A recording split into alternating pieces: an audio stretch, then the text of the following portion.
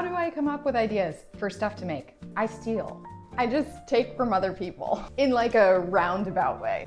My friend Lacey came to visit and we filled this whole book with stuff. We made up art activities for each page, and I think pretty much every single one of them came from an idea from somebody else. Now that doesn't mean that we're copying design. Nobody else made this, I made it. But I saw the idea for like a white circle and black paper, and then I made it my own thing.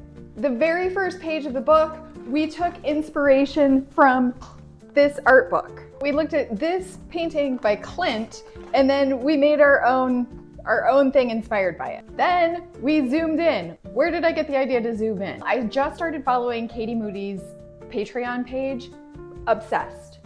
She does these panels, a big one, and then she'll zoom in on areas. That is the greatest idea. This is my art room. It is not Katie's art room. It is my art room, but I took her idea, stole it. This is Matisse. We did a color match thing where we tried to mix up colors that we saw in this painting.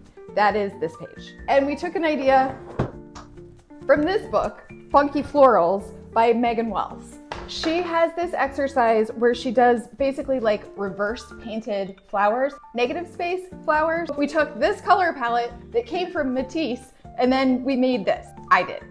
Lacey did her own. Megan Wells, Funky Florals. Good stuff. Using that same idea, I decided I wanted to try it with like a still life. So same concept, negative space, but I made a coffee cup. In this one, Keeping a Creative Sketchbook by Emma Block, she talks about priming your sketchbook pages, putting something on the page before you even know what you're gonna paint. She did these sort of smudgy blocks of color, and then this one was paper, like rectangles, which gave me the idea to do rectangles, but different, my own way. So I put the rectangles down first, and then I painted the pears. Stole the rectangle idea, but made my own thing out of it.